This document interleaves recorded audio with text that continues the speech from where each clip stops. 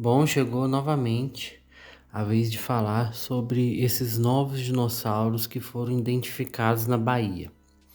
Como vocês já sabem, só um foi descrito, que é a Tietasaura.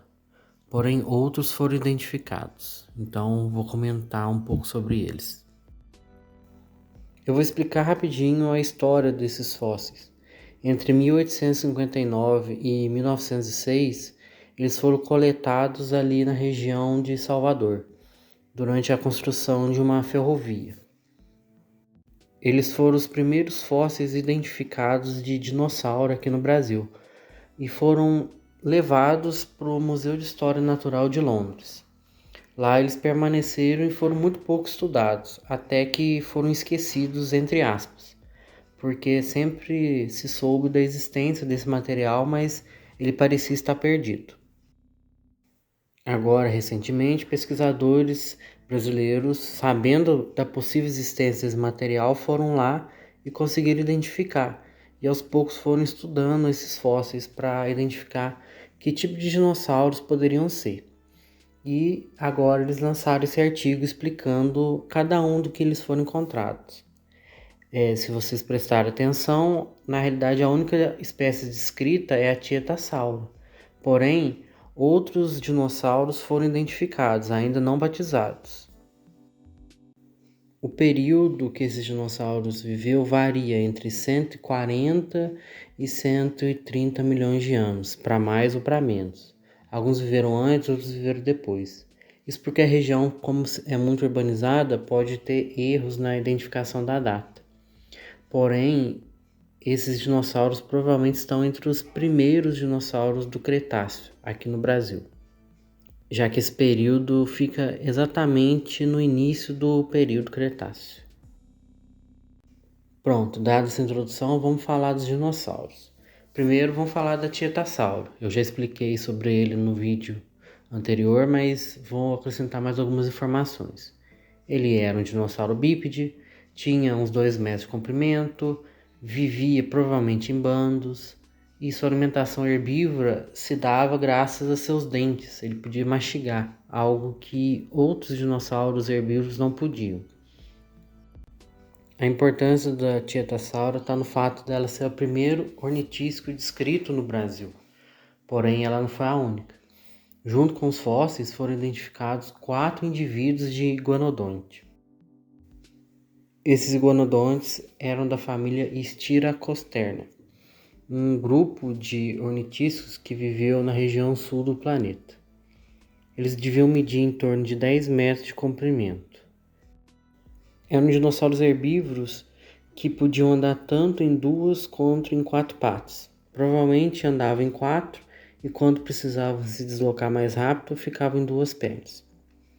Eram animais que podiam chegar a mais de 2 metros de comprimento, herbívoros, e uma característica muito interessante desse grupo é que o seu dedo polegar era uma espécie de esporão, que provavelmente ele usava na defesa contra animais predadores. Já se sabia da existência de iguanodontes no Brasil, graças às pegadas que eles deixaram na região, ali de Souza e em outras partes do Brasil. Outro grupo de dinossauros herbívoros identificados são os famosos pescoçudos, no caso da família Diplodocida. Eram animais que tinham pescoço e caudas longos, deviam ter mais de 10 metros de comprimento e mais de 2 metros de altura. Foram identificados 2 indivíduos. E tudo leva a crer que eles têm algum tipo de relação com outros saurópodes conhecidos dessa família no Brasil. No caso, o Amazonsauro lá da região do Maranhão.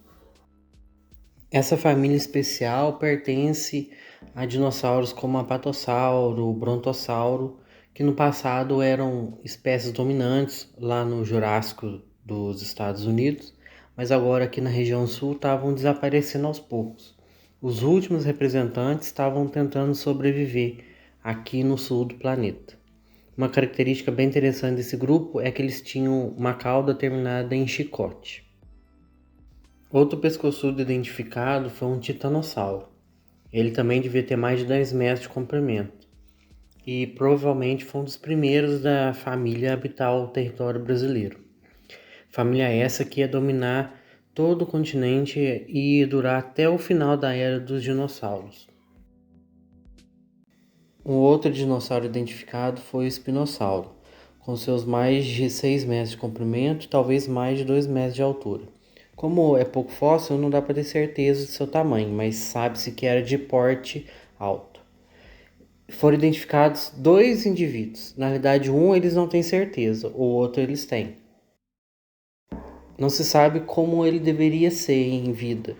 Provavelmente ele deveria ter muita similaridade ao Angaturama ou o Irritator lá do Ceará, devido à proximidade.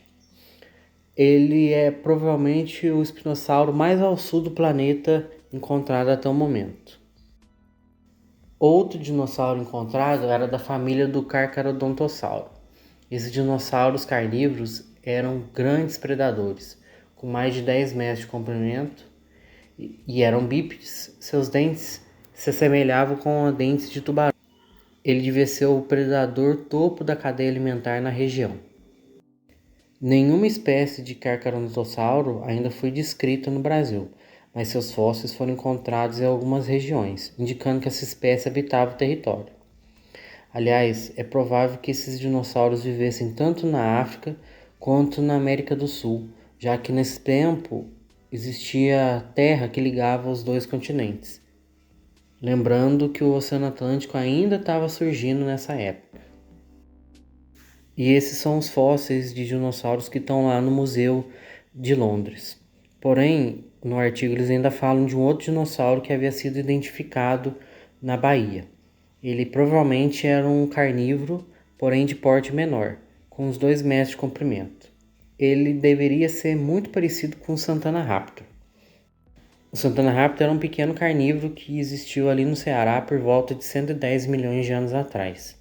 Ele era da família dos tiranossauros, na realidade lá no começo da base da árvore da família. Então provavelmente esse dinossauro que viveu na Bahia também era um dinossauro dessa família.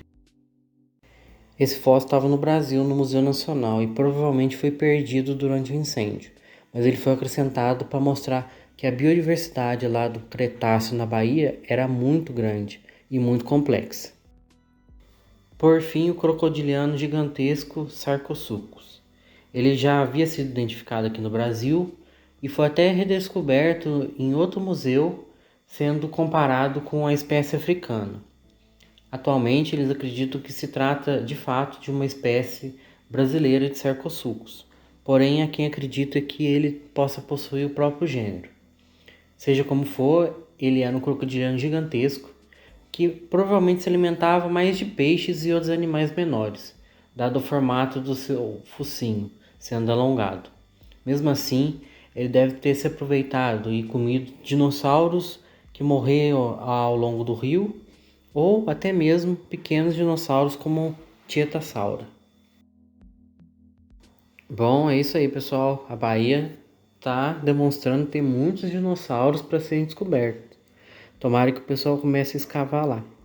Eu não sei se vocês notaram, mas eu achei a fauna da Bahia muito semelhante com a fauna do Maranhão, tendo dinossauros até bem parecidos, ou de certa forma comparados. É provável que essa região assim costeira do Brasil tivesse uma fauna parecida e esses animais conviviam uns com os outros. Bom, vamos ver o que o futuro nos aguarda. Obrigado a você que acompanhou e até mais.